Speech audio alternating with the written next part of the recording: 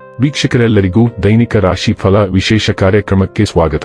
ಇವತ್ತಿನ ಈ ವಿಡಿಯೋದಲ್ಲಿ ನಾವು ವರ್ಷ 2026 ರ ಜುಲೈ ತಿಂಗಳಿನ 25ನೇ ತಾರೀಕಿನ ದಿನ ತುಲಾ ರಾಶಿಯ ಫಲಗಳನ್ನು ತಿಳಿದುಕೊಳ್ಳಲಿದ್ದು, ಈ ದಿನ ತುಲಾ ರಾಶಿಯ ಜಾತಕದವರ ಪಾಲಿಗೆ ಹೇಗೆ ಸಾಬೀತಾಗಲಿವೆ, ಈ ದಿನ ಗ್ರಹ ನಕ್ಷತ್ರಗಳ ಸ್ಥಿತಿಗತಿಗಳೇನು ಮತ್ತು ಇಲ್ಲಿ ಉಂಟಾಗಲಿರುವ ಯೋಗಗಳ್ಯಾವುವು, ಈ ಯೋಗಗಳ ಪ್ರಭಾವ ನಿಮ್ಮ ಮೇಲೆ ಹೇಗೆ ಕಾಣಿಸಿಕೊಳ್ಳಲಿದೆ, ಜತೆಗೆ ಈ ದಿನಗಳಂದು ನೀವು ಹೊಂದಿರಬೇಕಾದ ಎಚ್ಚರಿಕೆ ಏನು ಅನ್ನೋದೆಲ್ಲವನ್ನ ವಿಸ್ತಾರ ರೂಪದಲ್ಲಿ ಇಲ್ಲಿ ತಿಳಿದುಕೊಳ್ಳೋಣ.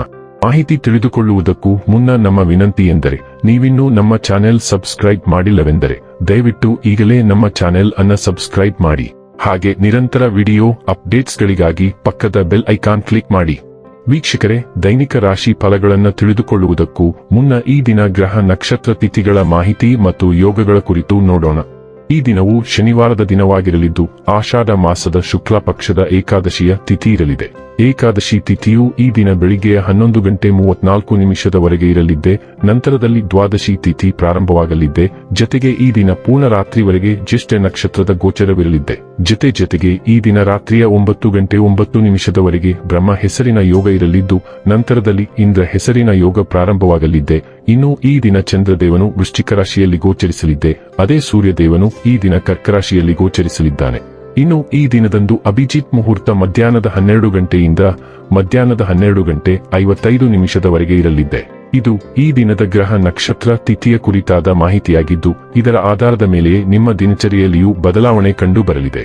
ಇನ್ನು ಈಗ ಈ ದಿನದ ತುಲಾ ರಾಶಿಯ ಫಲಗಳ ಕುರಿತು ನೋಡುವುದಾದರೆ, ನೀವು ಯೋಗ ಧ್ಯಾನದೊಂದಿಗೆ ದಿನವನ್ನು ಪ್ರಾರಂಭಿಸಬಹುದು. ಇದನ್ನು ಮಾಡುವುದರಿಂದ ನಿಮಗೆ ಪ್ರಯೋಜನಕಾರಿಯಾಗುತ್ತದೆ ಮತ್ತು ದಿನವಿಡೀ ನಿಮ್ಮಲ್ಲಿ ಶಕ್ತಿ ಉಳಿದಿರುತ್ತದೆ. ಇನ್ನು ಸಂಬಳ ಪಡೆಯದವರು ಇಂದು ಅವರು ಹಣಕ್ಕಾಗಿ ತುಂಬಾ ಚಿಂತೆ ಮಾಡಬಹುದು ಮತ್ತು ನಿಮ್ಮ ಸ್ನೇಹಿತರಿಂದ ಸಾಲವನ್ನು ಕೇಳಬಹುದು. ಕುಟುಂಬದ ಸದಸ್ಯರೊಂದಿಗೆ ಒಂದು ಶಾಂತಿಯುತ ಮತ್ತು ಶಾಂತ ದಿನವನ್ನು ಆನಂದಿಸಿ. ಜನರು ಸಮಸ್ಯೆಗಳೊಡನೆ ನಿಮ್ಮನ್ನು ಸಮೀಪಿಸಿದರೆ ಅವರನ್ನು ನಿರ್ಲಕ್ಷಿಸಿ ಮತ್ತು ನಿಮ್ಮ ಮನಸ್ಸಿನಲ್ಲಿ ಈ ಚಿಂತೆ ಬೇರೂರಲು ಅವಕಾಶ ನೀಡಬೇಡಿ.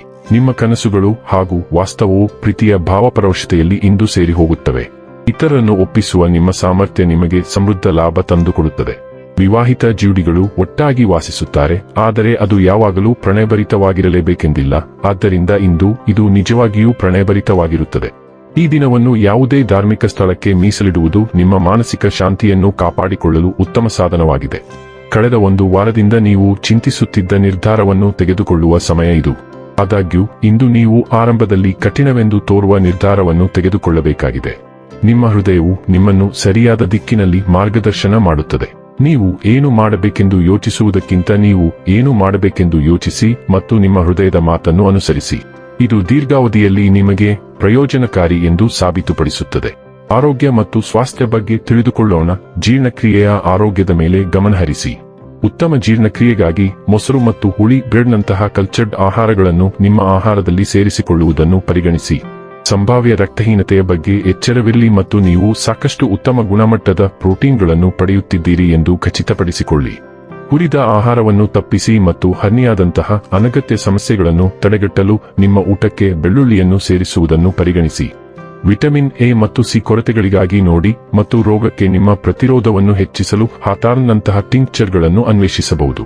ಡೈಲಿ ಲವ್ ಮತ್ತು ರಿಲೇಶನ್ಶಿಪ್ ಬಗ್ಗೆ ತಿಳಿದುಕೊಳ್ಳೋಣ. ಪ್ರಚೋದನೆಯು ನಿಮ್ಮನ್ನು ಸಂಪರ್ಕ ಸಾಧಿಸುವ ಹೊಸ ಮಾರ್ಗಗಳನ್ನು ಅನ್ವೇಷಿಸಲು ಆಹ್ವಾನಿಸುತ್ತದೆ.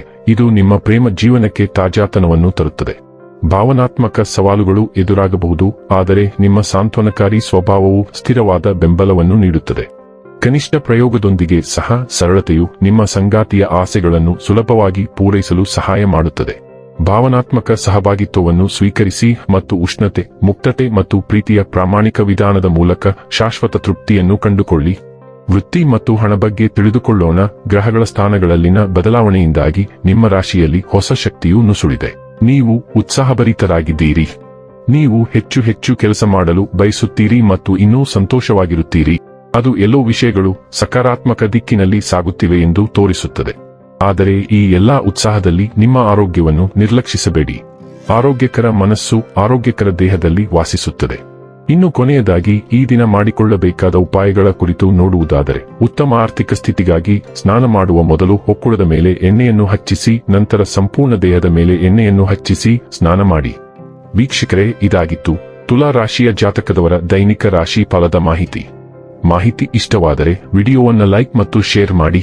ಹಾಗೆ ಚಾನೆಲ್ ಸಬ್ಸ್ಕ್ರೈಬ್ ಮಾಡುವುದರ ಜೊತೆಗೆ ನಿರಂತರ ವಿಡಿಯೋ ಅಪ್ಡೇಟ್ಸ್ಗಳಿಗಾಗಿ ಪಕ್ಕದ ಬೆಲ್ ಐಕಾನ್ ಕ್ಲಿಕ್ ಮಾಡಿ.